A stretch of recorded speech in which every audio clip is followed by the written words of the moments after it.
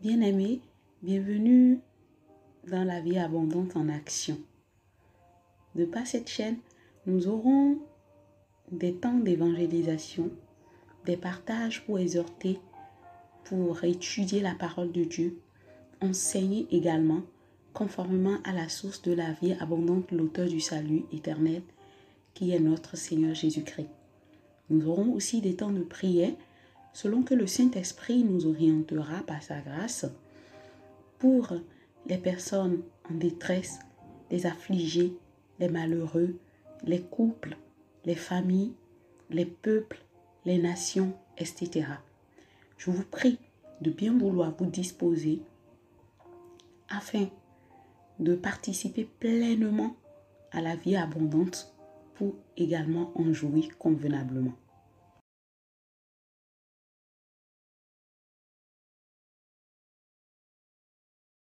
Bien-aimés, nous parvenons dans un autre temps de la vie en abondance, et nous rendons grâce à Dieu, lui qui nous guide, lui qui nous instruit, lui qui nous fortifie, lui qui nous éclaire. Merci pour sa fidélité, son secours, son amour, sa patience en notre égard. Et aujourd'hui, nous allons aborder le 16e chapitre du livre d'Ézéchiel. Et ce 16e chapitre, à lui seul, est doté de 63 chapitres. Donc, j'ai eu soin de les diviser en deux, ce qui fait qu'on ne va pas étudier le 16e chapitre en entier comme on a pour habitude de faire. Donc, je l'ai divisé en deux. Je vais lire les 34 premiers versets et après je lirai en fait les 9 versets restants dans un autre temps de partage. Alors, je le lis. Le Seigneur m'a adressé sa parole. Il m'a dit: toi l'homme, montre à Jérusalem les actions horribles qu'elle a commises. Tu lui diras: voici les paroles du Seigneur Dieu pour Jérusalem. Le pays de tes ancêtres, c'est Canaan, et tu es né là-bas. Ton père était un Amorite et ta mère une Hittite. Le jour où tu es né, personne n'a coupé ton cordon. On ne t'a pas lavé dans l'eau pour te rendre pur. On ne t'a pas frotté avec du sel. On ne t'a pas enveloppé dans un pagne. Personne ne t'a regardé avec bonté pour te donner tous ces soins. Personne n'a eu pitié de toi. Au contraire, on t'a jeté par terre le jour de ta naissance parce qu'on avait du dégoût pour toi. Je suis passé près de toi, Jérusalem.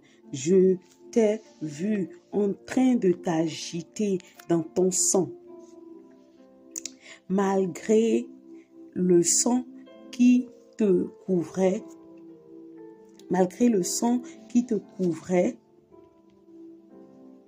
je t'ai dit de vivre. Oui, je t'ai dit de vivre. Je t'ai fait grandir comme une plante des champs. Tu as poussé, tu t'es développé et tu es devenue la plus belle de toutes. Tes seins se sont formés et tes poils ont poussé, mais tu étais complètement nu. Plus tard, je suis passé de nouveau près de toi. Jérusalem, je t'ai regardé et j'ai vu que c'était pour moi le moment, et j'ai vu que c'était pour toi le moment d'aimer. Alors j'ai étendu mon vêtement sur toi pour te couvrir parce que tu étais nu. J'ai juré de te rester fidèle et j'ai fait alliance avec toi. Alors tu as été à moi, je le déclare, moi le Seigneur Dieu. Je t'ai lavé dans l'eau, Jérusalem. J'ai nettoyé le sang qui était sur toi et je t'ai frotté avec de l'huile parfumée. Je t'ai donné des habits brodés et des sandales de cuir fin. Je t'ai mis une ceinture de lin. Je et je t'ai couverte de soie, je t'ai ornée de bijoux, j'ai mis des bracelets à tes poignets et un collier à ton cou. J'ai placé un anneau à ton nez, des boucles à tes oreilles et une très belle couronne sur ta tête. Tes bijoux étaient en or et en argent, tes vêtements en lin, en soie et en tissu brodé. Pour te nourrir, tu prenais la farine, la meilleure, du miel et de l'huile d'olive. Alors, tu es devenue très très belle, digne d'être reine. À cause de ta beauté, Jérusalem, on parlait de toi dans le monde entier. En effet, tu étais d'une beauté parfaite parce que je t'avais orné de gloire. Je le déclare, moi, le Seigneur Dieu. Mais tu as compté sur ta beauté, Jérusalem, parce qu'on te connaissait partout, tu t'es prostituée, tu as couché avec tous les hommes qui passaient, tu leur appartenais. Pour décorer les lieux sacrés, tu as pris certains de tes beaux pagnes colorés et tu t'es prostituée dessus. Cela ne s'était jamais fait et cela ne se fera plus jamais. Tu as pris les bijoux en or et en argent que je t'avais donné pour fabriquer des faux dieux de sexe masculin, puis tu t'es prostituée avec eux. Tu les as couverts de tes vêtements brodés. Tu leur as offert mon huile et mon encens. Pour leur plaire, tu leur as offert en sacrifice toute la nourriture que je t'avais donnée, la meilleure farine, l'huile et le miel. Voilà ce qui est arrivé. Moi, le Seigneur Dieu, je le déclare. Jérusalem, tu as pris les fils et les filles que tu m'avais donnés et tu les as offerts en sacrifice au faux Dieu comme nourriture. Ta vie de prostituée n'était donc pas suffisante. Tu as tué mes enfants et tu les as fait brûler pour tes faux dieux. Quand tu commettais tes actions horribles, Jérusalem, quand tu te prostituais de cette façon, tu ne t'es pas souvenu de ta jeunesse. Tu as oublié le temps où tu étais complètement nu, quand tu t'agitais dans ton sang. Après tout le mal que tu as fait, te voilà malheureuse. Oui, quel malheur pour toi. Moi, le Seigneur Dieu, je le déclare. Pourtant, tu as continué en te faisant des petites buttes, des endroits élevés sur toutes les places. Au début de chaque rue, tu t'es fait une petite butte et là, tu as utilisé ta beauté pour des actions horribles. Tu t'es offerte à tous ceux qui passaient et tu t'es prostituée de plus en plus. Jérusalem, tu t'es prostituée avec les Égyptiens, tes voisins au corps magnifique et tu as fait toujours davantage pour me mettre en colère. Alors, je t'ai fait sentir ma puissance. Je t'ai enlevé une partie de tes ressources. Je t'ai livré à l'appétit de tes ennemis, les villes des Philistins qui avaient honte de ta conduite horrible. Mais tes désirs n'étaient pas satisfaits. Alors, tu t'es prostituée avec les Assyriens. Pourtant, tu n'étais pas encore rassasié. Tu as continué de te prostituer dans un pays de commerçants, celui des Babyloniens. Même avec ces gens-là, tu n'étais pas encore rassasié. Ah, tu es vraiment lâche. Jérusalem, je le déclare, moi, le Seigneur Dieu. En faisant tout cela, tu as agi comme la pire des prostituées. Au début de chaque rue, tu t'es fait une petite butte. Tu as bâti des hauts lieux sur toutes les places. Pourtant, tu n'as pas demandé d'argent comme les autres prostituées, mais tu as été comme la femme adultère qui préfère des étrangers à son mari. Toutes les prostituées reçoivent de l'argent, mais toi, tu as offert des cadeaux à tous tes amants. Tu les as payés pour qu'ils viennent de partout coucher avec toi. En te prostituant de cette façon, tu as fait le contraire des autres prostituées. On ne te cherchait pas, on ne te payait pas, mais c'est toi qui donnais de l'argent. tu as vraiment fait le contraire des autres. Amen. Amen. Et on va s'arrêter là sur cette première partie. Et le livre d'Ézéchiel chapitre 16 là, je l'ai intitulé les raisons du jugement d'Israël. Et effectivement, ce sont ces raisons-là que le Seigneur a pris le soin de numérer. Et en première partie, je l'ai intitulé de la gloire à la déchéance. Et on verra 4 petites parties, 4 petits sous-parties. Bien aimé, la manière dont Ézéchiel a parlé, il faut que vous compreniez que c'est en fait une allégorie qui a été utilisée pour exprimer ce que Dieu ressentait à l'égard de son peuple Israël. Et si vous me permettez, j'ai été chercher un peu la définition, que ce soit ton père, l'expression hittite, oui, hittite, parce qu'il a dit quelque part que c'est à Canaan que tu es né là-bas. Ton père était un Amorite. Et Amorite, les Amorites, j'ai vu en fait que ça veut dire les montagnards. Les montagnards. Et ta mère, une Hittite. Hittite là, ça veut dire en fait à la source terreur. Donc c'est comme quelqu'un qui n'a pas de connaissances, qui va s'unir à quelqu'un qui a une vie de pire, une vie de destruction, une vie qui n'a pas en fait de sens. Et Israël était en fait né de ces deux personnes qui étaient en fait une expression allégorique. Jean pour lui dit, tu n'étais rien quand je t'ai connu.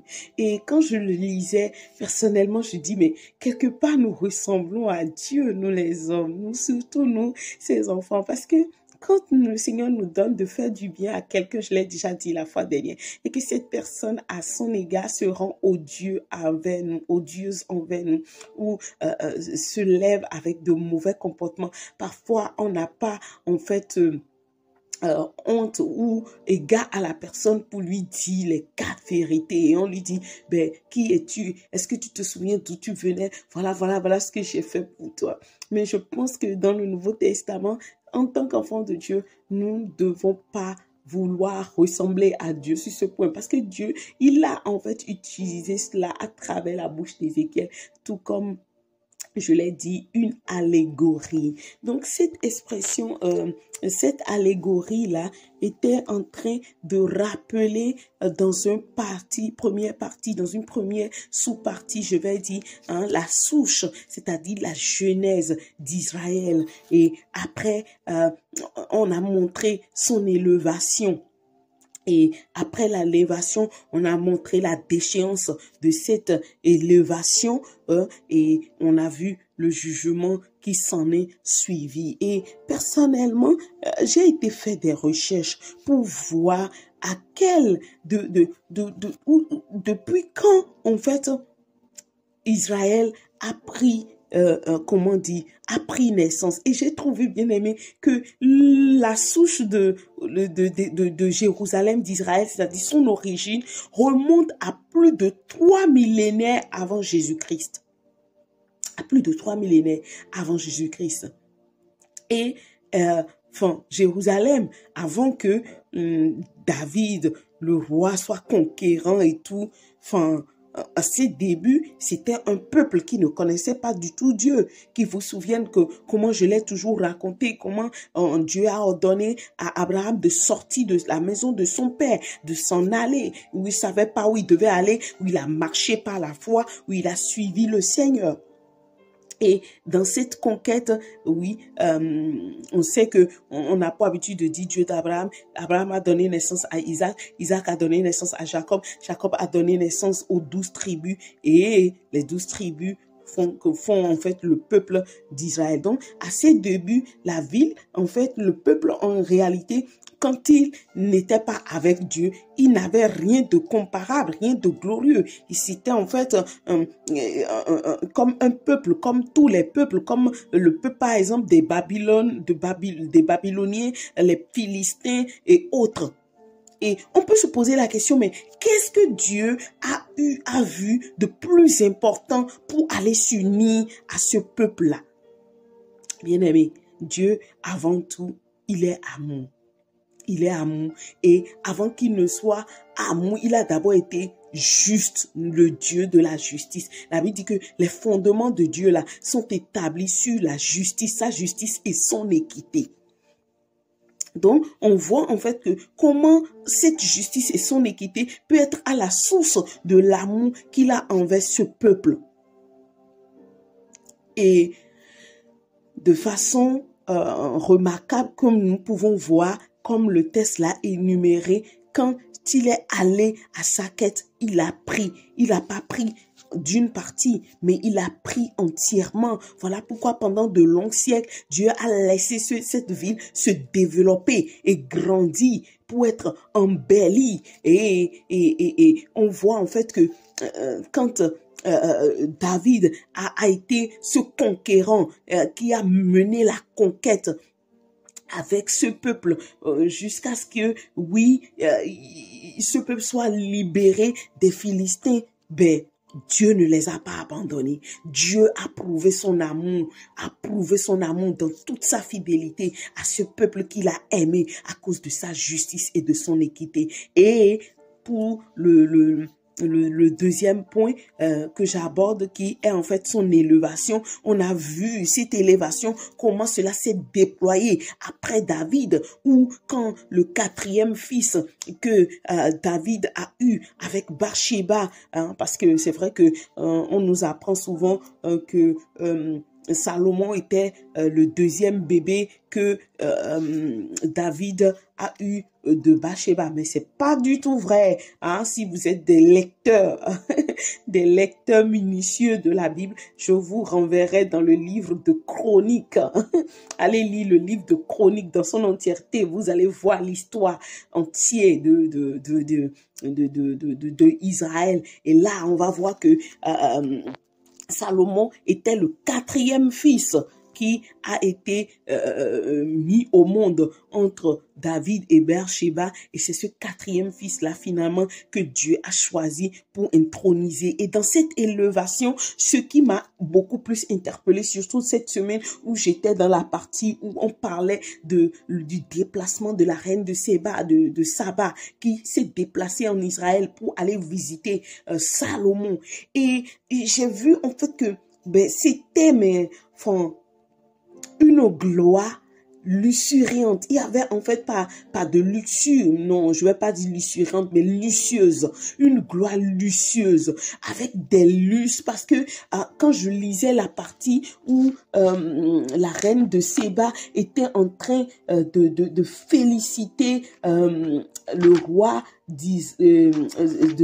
d'Israël qui est Salomon, et il était en train même de lui dire que franchement, ceux qui travaillent avec lui, il a dit, tes serviteurs, tous ces gens de ta maison ont beaucoup de chance. Ils ont beaucoup de chance. Ils sont toujours auprès de toi. Et ils peuvent entendre les paroles pleines de sagesse. Et quand j'ai lu cette partie, c'est précisément dans 2 Chroniques chapitre 9, au verset 7. Mon esprit s'est ouvert. Mon esprit s'est ouvert et l'Esprit de Dieu m'a amené, nous, dans notre époque, dans notre communion avec Dieu, nous qui sommes que la terre que Dieu a pris pour créer, jusqu'à souffler dedans, pour que nos descendants, nos aïeux aillent de conquête en conquête jusqu'à nous aujourd'hui. Et nous sommes aussi appelés enfants de Dieu. Et j'ai vu que cette grâce dont la reine de Saba appelle chance est vraiment immense et énorme. Et elle disait ceci, toujours dans le verset, ils sont toujours auprès de toi et ils peuvent entendre tes paroles pleines de sagesse. Et j'ai compris que, à travers là, j'ai compris, en fait, l'Esprit de Dieu a ouvert mes yeux, dit, tu vois, si tout le temps, vous, mes enfants, vous pouvez toujours demeurer auprès de moi, c'est temps de qualité avec moi, c'est temps d'intimité, où ce n'est pas pour vous gaver, pour aller montrer ou haranguer la foule, montrer au peuple que vous connaissez la parole, vous avez la connaissance. Non. Vous aurez toujours ma sagesse. Quand vous avez toujours recours à moi, quand vous aimez toujours me recourir. Et si on revient en fait dans ce texte du livre d'Ézéchiel, on peut voir en fait que Dieu avait tellement donné la gloire à son summum, à son peuple. Et de la même manière, nous aussi, dans notre génération, avec le Seigneur Jésus-Christ, nous avons tout. Dieu nous a tout donné. Il nous a tout donné. Nous avons tout et rien ne nous manque. Mais qu'est-ce que nous en faisons de tout ce que Dieu nous a donné? Qu'est-ce que nous en faisons?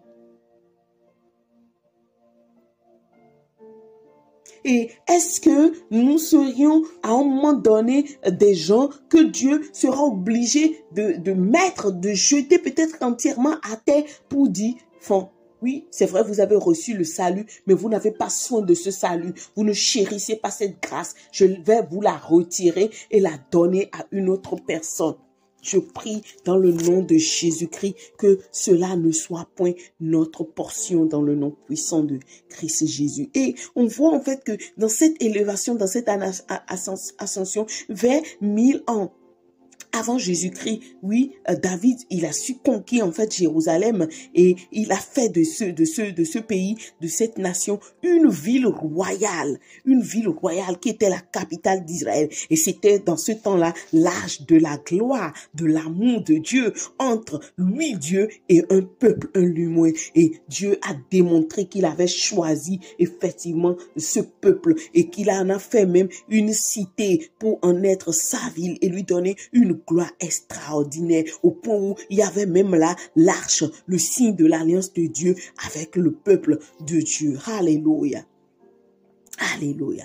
Et de la même manière, ce que nous avons comme arche aujourd'hui, qui est la représentation palpable de Dieu en nous, c'est son esprit. Et qu'est-ce qu'on en fait? Combien de fois nous interrogeons l'Esprit de Dieu dans la semaine, sur nos lieux de travail, à la maison, dans tout ce que nous faisons, pour lui dire, glorieux Esprit de Dieu, qu'est-ce que tu en penses? Personnellement, je peux vous partager une de mes astuces. Je sais comment, avec l'aide du Saint-Esprit, m'arrêter pour dire, Esprit de Dieu, je te chéris. Et parfois, tu me verras passer mon ventre sur ma main, sur mon ventre, parce que je sais qu'il est en moi. Et je caresse mon ventre pour lui dire, je t'aime, je te chéris, Saint-Esprit. Est-ce que tu as quelque chose à me dire? Est-ce que je suis en train de faire ce qu'il faut que je fasse? Est-ce que avec mes relations et entre moi et mes semblables, est-ce que j'ai bien interagi? Ce sont mes petites pépites que je vous partage. Et je n'ai pas uniquement soin de l'Esprit de Dieu quand je m'agenouille. Non, non, non. Depuis un certain temps, j'apprends à avoir une communion authentique avec lui. Quand il est frustré, je le sens. Quand il n'est pas d'accord, je le sens. Quand il me dit tais-toi, je sais me taire. Mais malheureusement, oui, quand nous revenons dans notre texte ici, à un moment donné, on a vu comment même, quand nous repartons dans l'Ancien Testament, comment les gens du peuple qui adoraient Dagon, les Ammonites, ils sont venus chercher l'arc, ils l'ont pris. C'est vrai que Dieu a su défendre son peuple, il les a défendus, mais pas pour toujours. Parce que à un moment donné, cette richesse extraordinaire que Salomon avait eu, au point où on a dit que les pierres précieuses là étaient comme des sables de la mer. Je me pose la question, je dis, ben voilà pourquoi le Seigneur dit que il n'y aura plus personne qui soit sage et riche comme lui. Donc on ne peut pas avoir ces choses que de voir, de marcher sur les rues en or dans le ciel de gloire. Et on ne sait pas comment ça va se passer quand Jérusalem glorieuse, la ville glorieuse va descendre du ciel. Bref, dans ce petit 2, on voit en fait que le Seigneur a tout donné à son peuple. Il leur a tout donné. Il a fait de ce peuple un peuple de renommée. Au point où jusqu'à aujourd'hui, vous voyez comment ils sont attaqués par d'autres peuples étrangers qui sont effrontés envers eux. C'est tout simplement parce qu'ils voient que ils ont eu beaucoup de la part de Dieu. Ils ont beaucoup reçu. Et peut-être je m'arrête parce que là, je reçois une parole de connaissance. Peut-être que tu es quelqu'un et autour de toi, il y a beaucoup de jalousie. Il y a beaucoup d'aigreur. Tu n'es pas aimé. Tu n'es pas chéri. On te hait. il faut que tu saches que c'est parce que Dieu t'a donné quelque chose que les autres n'ont pas. Et tu dois demander à Dieu, aide-moi à chérir ce que tu m'as donné. Aide-moi à en prendre soin. Aide-moi à valoriser cela. Aide-moi à déployer ces talents et à les multiplier. Et ça va te faire du bien. Et là, nous aborderons la troisième partie qui est la dégénérescence, c'est-à-dire la dégringolade de ce peuple. Et on a vu comment ce déclin a eu lieu. Ce déclin a commencé juste à la fin du règne de Salomon. Voyez, à la fin du règne de Salomon, qui vous souviennent que qui a ouvert la porte à cette dégringolade? C'était la tête, c'était Salomon lui-même le roi. Il a pris combien de femmes? Je ne sais, 7000 femmes, 3000 concubines. Et je me posais la question de savoir, mais est-ce qu'il a même eu le soin de jouir intimement avec toutes ces femmes, ou bien elle les a juste désirées de ses yeux, elle les a juste paquées là pour en prendre soin parce qu'il avait une richesse inouïe. Donc, on a vu que juste comme ça, après, à la fin de son règne, ben, le déclin a commencé. Le déclin a commencé. Et dans le livre d'Ézéchiel, l'allégorie que Dieu a utilisée sur le mariage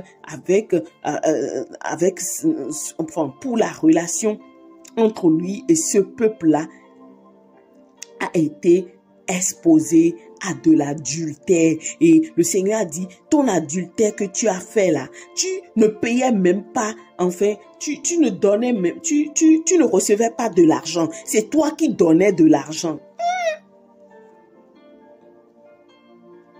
Et quand à cette partie-là, je me pose la question et l'Esprit de Dieu ouvre mes yeux pour me dire, oui, c'est quand vous laissez en fait vos perles pour des pourceaux.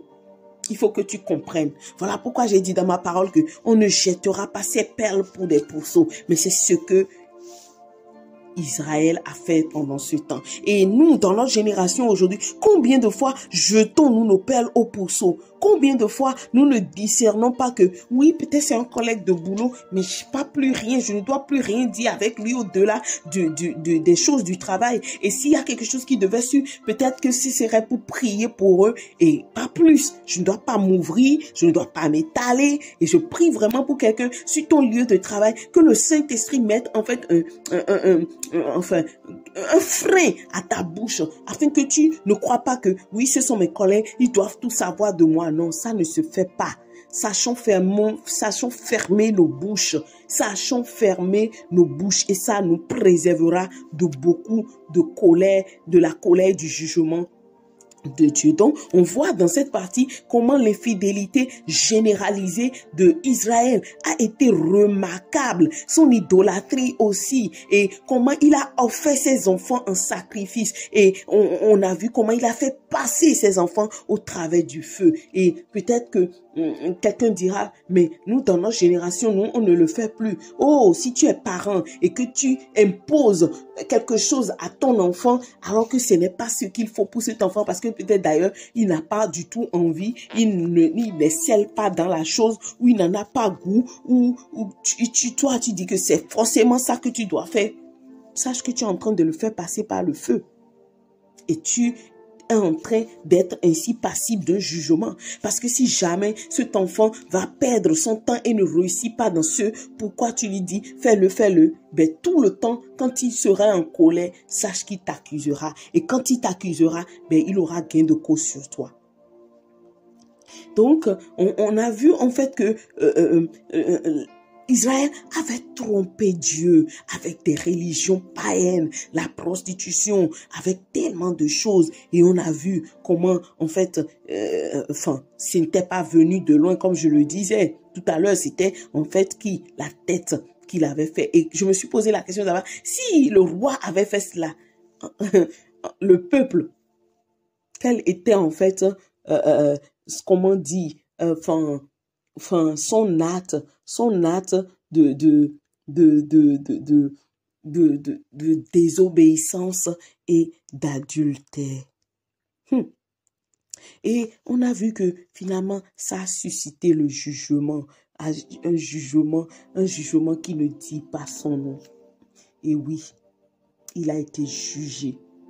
Il a été jugé et son jugement était même au-delà de certaines autres nations païennes qu'alors on avait commis eux aussi des adultères spirituels. En effet, quelques années plus tard, en fait, la ville allait être détruite. Parce que les Babyloniens étaient venus et l'ont saccagé. Et bien aimé, franchement, pour que vous compreniez bien cet Ézéchiel chapitre 16 là, je vous en supplie, allez dans le livre des Chroniques. Vous allez bien comprendre le livre des Chroniques et le livre des Juges. Comme ça, vous allez voir le déploiement dans la prostitution du peuple et que ce soit des simples personnes, enfin, parmi le peuple et aussi des hautes dignités. Vous lirez tout cela et je suis sûre que ça va vous instruire. Donc, sur ces 4 points-là que je viens d'énumérer dans la première partie, je veux m'arrêter et prier. Prier pour le corps de Christ et après me laisser conduire comme le Saint-Esprit me le donnera. Père, je viens de découvrir dans le nom de Jésus-Christ que tu avais tellement aimé Israël. Oui, la parole qui dit, car Dieu a tant aimé le monde qu'il a donné son Fils unique à Jésus-Christ, afin que quiconque croit en lui ne périsse pas, mais qu'il ait la vie éternelle. De la même manière, tu as tant aimé Israël au point où tu t'es donné, tu t'es uni à lui pour que vous soyez un. Mais cette alliance, il l'a pas entretenue, il l'a exposé à l'idolâtrie, à l'adultère, à toute forme de vice. Et tu as quand même su énumérer cela. Je te remercie parce que à travers cette énumération, je peux voir qu'il n'y a rien de nouveau sous le soleil, comme j'ai pour habitude de bien le dire. Et c'est très vrai. Il n'y a rien de nouveau pour sous le soleil. Pour autant, Seigneur, je prie dans cette dérive. Oh, que nous, notre génération dans le corps du Christ, en soit épargnés. Que ceux qui m'entendent, Seigneur, en entendant, Seigneur, réfléchissent et voient par où ils ont commencé avec toi, où ils en sont actuellement et où est-ce qu'ils vont. Est-ce qu'ils sont toujours avec toi dans la vérité? Est-ce qu'ils sont attachés aux choses de ce monde ou attachés à leur propre amour? Ah, l'istama haliko liyamasoto.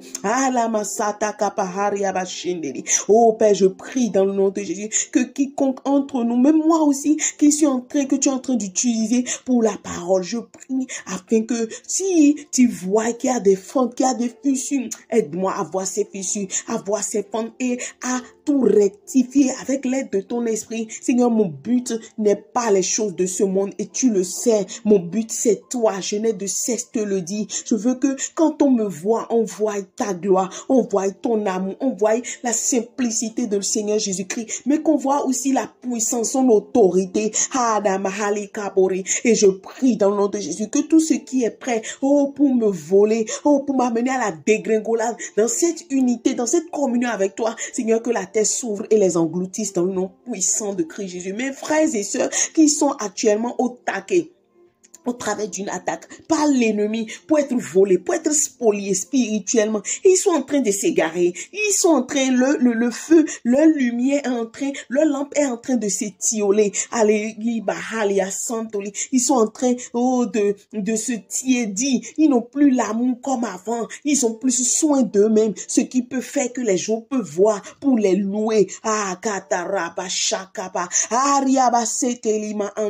Je prie, Père, dans le nom puissant de Jésus, que tu leur mettes le doigt là-dessus dans leur cœur, que tu ouvres leurs yeux pour voir là où ils ont méfait et que tu les repositionnes dans le nom puissant de Jésus. Oh, tu es celui qui enlève, Seigneur, tout ce qui est une épine. Oh, en nous, vois ce qui est comme une épine en nous, comme la vision que je peux avoir à l'instant, et enlève-les dans le nom puissant de Jésus et remplis-nous de ton amour, de ta ferveur, de ta puissance, de ton onction, hein, dans le puissant nom de Christ Jésus. Que, oh, alors que nous sommes dans les derniers temps, Seigneur, que nos cœurs soient entièrement à toi et pour toi. Merci parce que tu le fais. Au nom de Jésus-Christ, nous avons prié. Amen. Et bien aimé, oh, vous m'entendez et peut-être vous n'êtes pas encore au Seigneur Jésus-Christ. Je souhaiterais vous faire savoir que il est très important de recevoir le salut en Christ Jésus. Pourquoi? Oui, il est important parce que, oui, comme je l'ai dit tout à l'heure, Dieu qui nous a aimés, il nous a pas aimés uniquement pour un temps, il nous a aimés pour l'éternité. Voilà pourquoi quiconque croit en Christ Jésus est sauvé. Et si vous n'êtes pas encore sauvé, oh, c'est le moment pour vous. Ne regardez pas nos aléas auxquels nous sommes souvent exposés dans la foi. Non, il vaut mieux tard que jamais. Et le tard là, c'est là, c'est là, c'est là. Et le Seigneur vous appelle à lui. Venez connaître plus de lui, plus de son salut, plus de sa vie pour être libéré, afin que vous n'œuvrez pas de votre propre force, mais que vous ayez un appui, un secours sans pareil. Et si vous l'acceptez, je veux aussi prier avec vous. Père, dans le nom de Jésus, je prie pour ce frère, pour cette soeur qui entend ma voix, qui est ta créature, qui n'est pas encore ton enfant, qui entend, qui comprend que oui, l'humain n'est pas à l'abri, oh, des maux ni du péché. Et quand bien même nous sommes en toi, parfois nous pouvons être confrontés à de tristes réalités. Et qui se dit, ah, s'il en est ainsi, oh, peut-être que je peux aussi venir comme ça, tel que je suis. Dieu aura pitié de moi. Seigneur, aussi vrai que ce frère, cette soeur vient à toi, secoue-les, secoue-les, secoue cette personne dans le nom puissant de Jésus et brise les liens de la mort, les liens du péché dans le nom de Jésus et remplis cette personne de ta puissance et de ton onction. Oh, oriente cette personne dans une église, oh, de vie et de feu où elle pourra emprunter le chemin de la communion, oh, avec l'Esprit de Dieu, oh, pour toi, et grandir et être un instrument de bénédiction en retour. Merci, Père, parce que tu le fais. C'est dans le suprême nom de Christ Jésus que je viens de prier. Amen. Bien-aimés, je n'irai pas plus loin que ça. Je vous dis à très bientôt dans un autre temps de la vie en abondance. Recevez mes salutations et recevez tout autant les salutations de notre glorieux Seigneur Jésus-Christ. On se dit à très bientôt dans un autre temps de la vie en abondance. Au revoir.